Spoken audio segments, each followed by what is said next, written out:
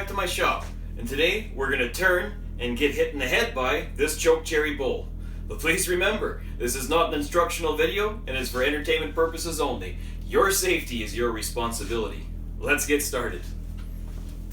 So here's our seasoned green turned bowl blank. It's dried for about a year, and during that drying process you can see it's warped quite considerably. And I've got a couple little cracks that opened up around some knot areas that we'll have to repair. And to repair that, I'm just going to use some crushed up charcoal mixed with some 5-minute epoxy. Make sure that when you're working with epoxy that you follow the manufacturer's instructions. If they say to mix for 2 minutes, mix for a full 2 minutes. The working time is calculated for after the mixing time. So if you have 5-minute epoxy and it says to mix for 2 minutes, you still have 5 minutes working time after the mixing time. To mount this bowl back on the lathe, I'm just going to use the center point that I left on the tenon from rough turning and take that and line it up to my tailstock, my live center, push that up to the chuck jaws and add some pressure. Now lucky for me, that's already nicely solid on the headstock. If it had a little wobble, I would just true up the tenon for now, reverse the bowl, and then I would turn a little recess in there to then expand the chuck into to then shape the outside. Okay, we're all ready to start turning the outside. I'm just going to start with my 40/40 grind gouge, and we're going to bring the entire surface into round and true up the bottom and the tenon.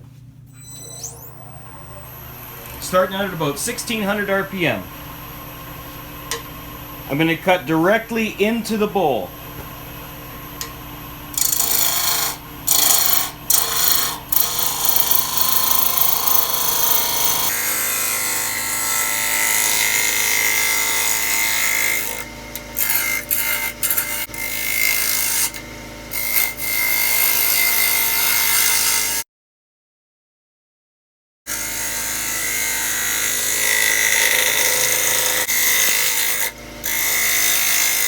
Next, I'm going to true up this rim.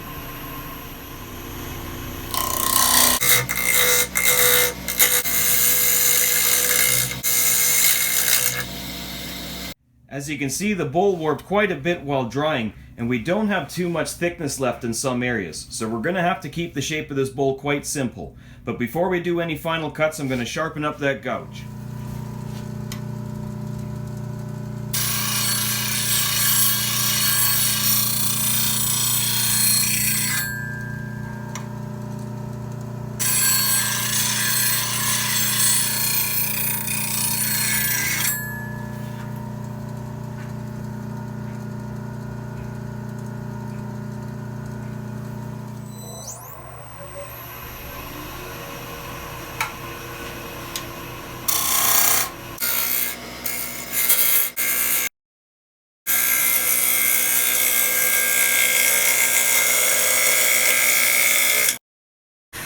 I'm going to have to do a bit of sharpening on this turning. That epoxy sure takes that edge down quick.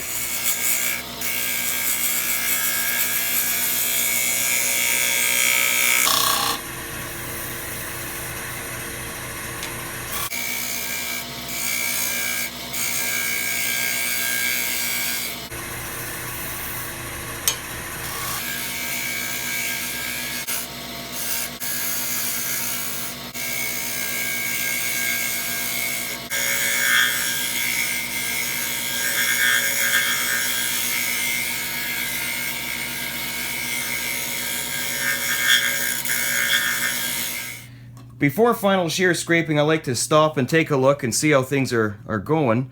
And I noticed that this one crack, I didn't get the epoxy all the way down to the very bottom. So I'm just going to quickly mix up another little batch and fill that right in before we finish the outside.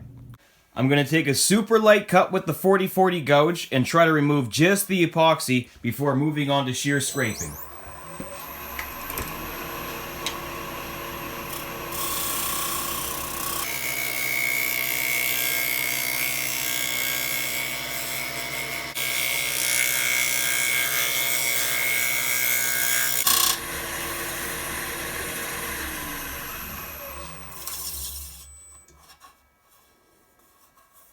Yep, the rest can be shear scraped.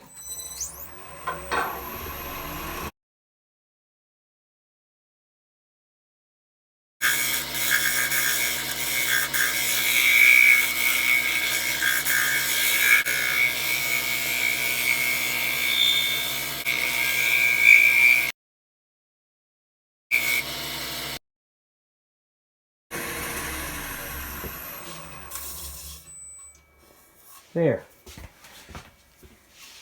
There, we're ready to flip around in the chuck. Okay, we got the bowl reversed in the chuck. I'm just going to start by cleaning up this rim, and then we'll start hollowing the inside.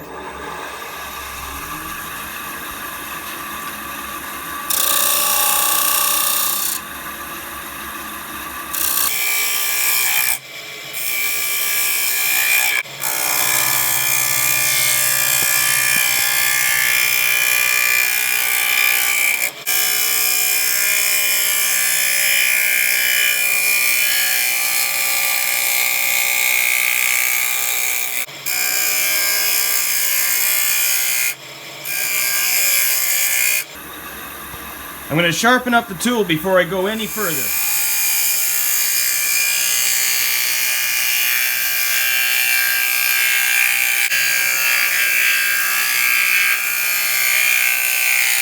I was getting some bad burnishing and some heavy repeating tool marks, so I relieved the heel off of the tool so that when it makes that turn it won't dig into the wood and cause those impressions so badly.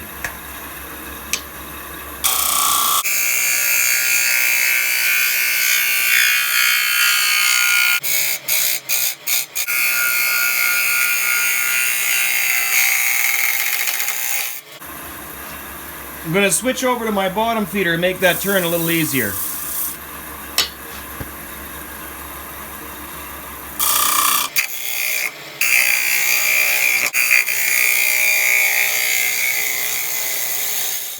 I've had a similar problem with the inside and the epoxy not going deep enough, so I'm just going to mix up yet one more small batch and fill that right up, and then we should be good to go. The epoxy's all cured and the gouges are all resharpened.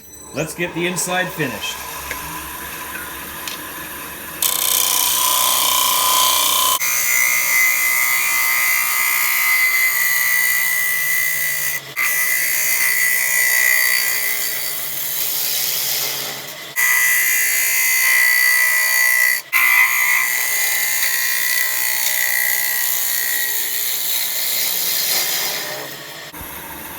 I'm just going to do some shear scraping with the round nose scraper to get rid of some of those tool marks.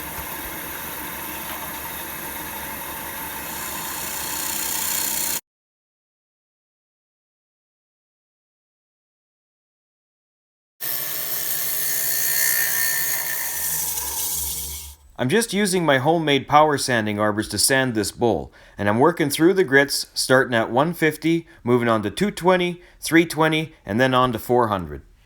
Sanding is all complete, and I've wiped away all the extra dust, so we're ready to start applying a simple shellac friction polish. But on this bowl, I'm actually going to seal it first with shellac to begin with. I've been asked by a couple subscribers if I use a sealer before I use my friction polish, and generally if the wood is hard and even enough grained, I do not worry about it. But this tree had black knot for so many years, it's left it softer in some areas and normal in the others. So let's put on some shellac just to seal it first. Watch that grain pop out for us. And I'm gonna put a lot in there because some of this wood here is just gonna soak it right up. It's amazing what some diseases can do to a tree.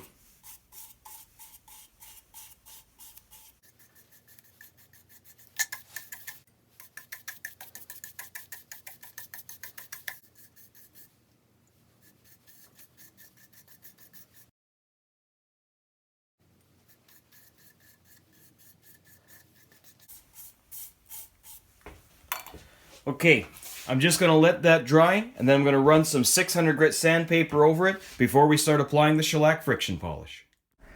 I think I might have went a little bit wild with the shellac sealer. After it had dried, the bowl seemed to have warped slightly, especially towards the rim, and this made it a little bit challenging to buff in that friction polish. But the sealer did do its job in sealing off all the wood evenly so that the friction polish would evenly build up across the harder, healthier areas and the softer, punkier areas.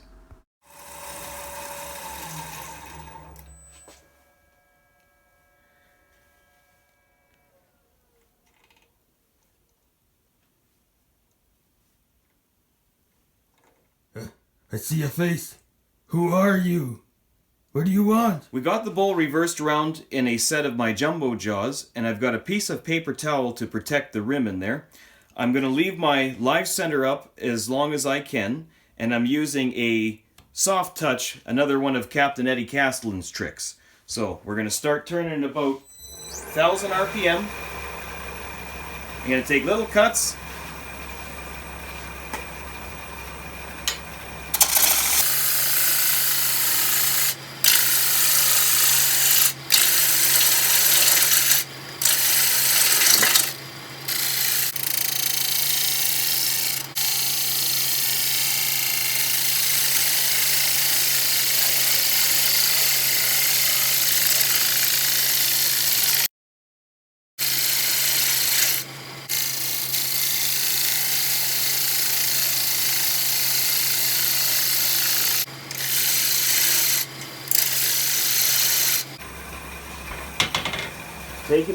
I'm taking away the tailstock support, so I'm going to take even lighter cuts now.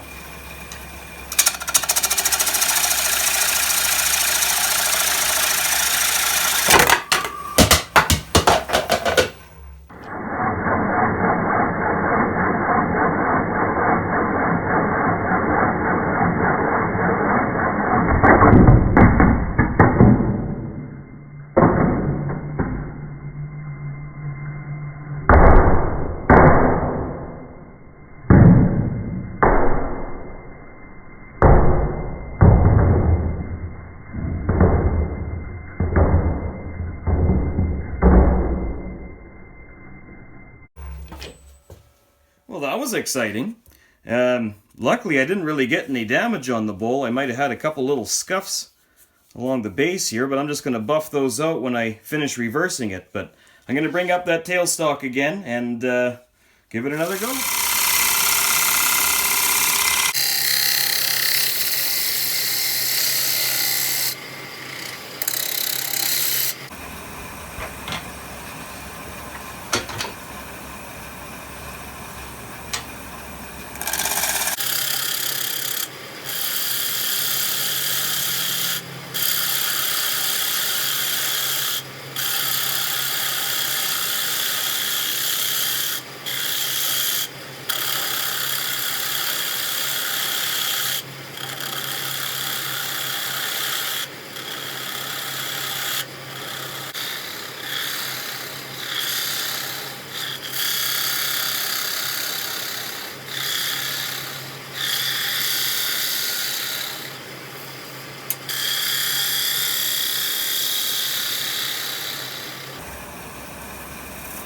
I have redeemed myself. Just sanding through the normal grits, and then I'm going to sign my name, put the type of tree the wood came from, and the year. Then I'm going to seal it up with shellac again, and polish it off with the friction polish.